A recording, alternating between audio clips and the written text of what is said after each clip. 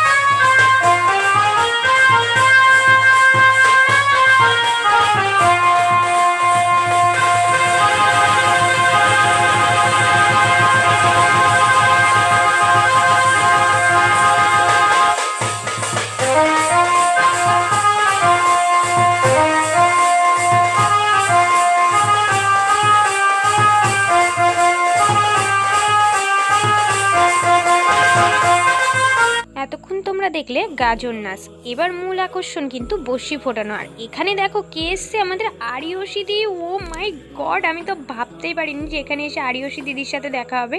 আর finally কিন্তু এখানে প্রস্তুতি পর্ব স্টার্ট হয়ে গেছে, যে বস্যি ফুটিয়ে ঘোরানোর যে ব্যাপারটা, মানে মূল সন্ন্যাসীদের এখানে বস্যি ফুটানো ঘোরানোর যে প্রক্রিয়াটা, সেটা কিন্তু এখানে আস্তে আস্তে ধীরে ধীরে স্টার্ট হয়ে গেছে। চারিদিকের ক্রাউডটা গাইস একবার দেখার মতো।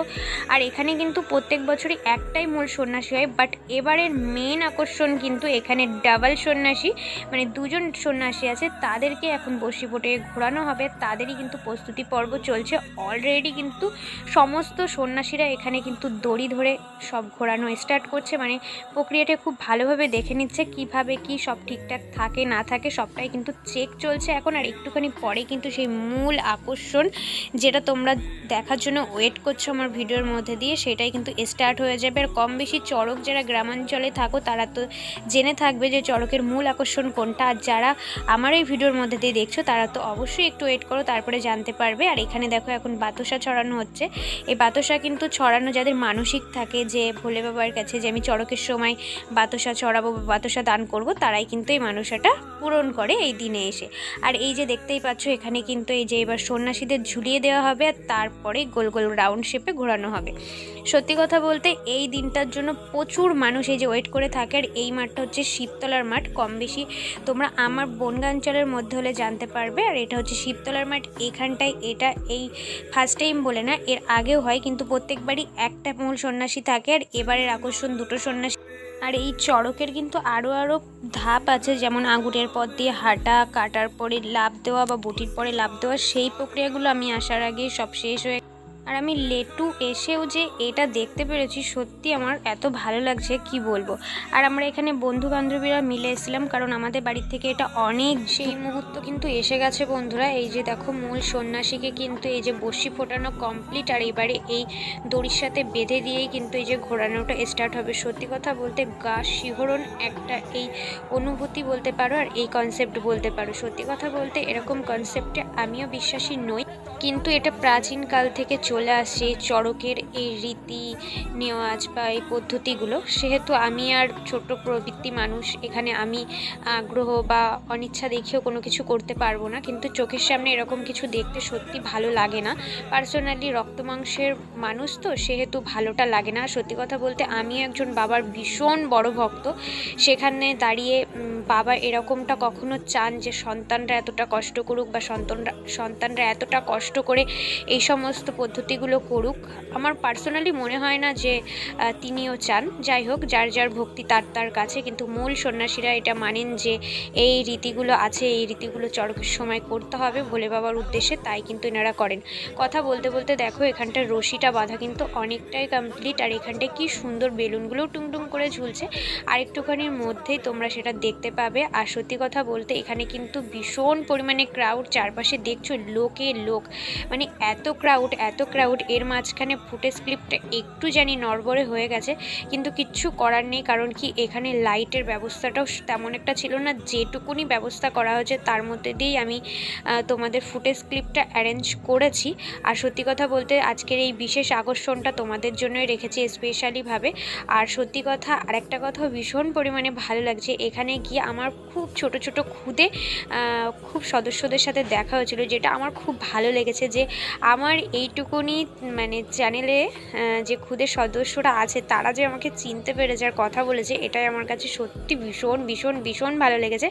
দুদিনই এত ভালো সারপ্রাইজ পেলাম তোমাদের থেকে, কি বলবো, এটা সত্যি মহাদেবের ইচ্ছা ছাড়া আর কিছুই নয়।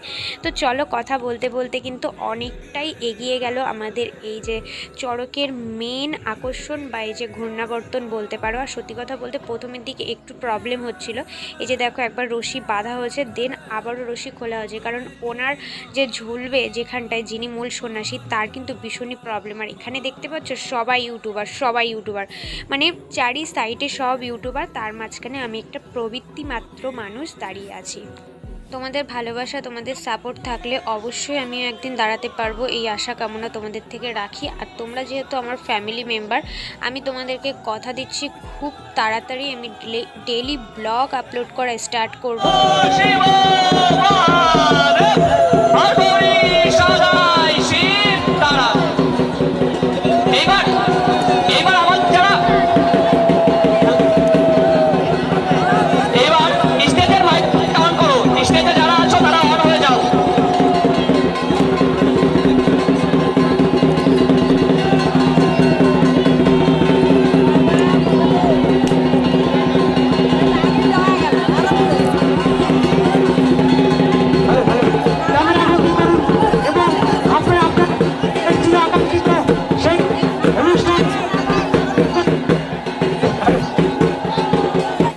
তো সেহেতু আমরা বন্ধুবান্ধব প্রচুর পরিমাণে এখানে চিল মুডে ছিলাম, ফানি করেছি, কারণ কি তোমাদের আগের ব্লগেই বলেছি আমার মুডটা টোটালি অফ।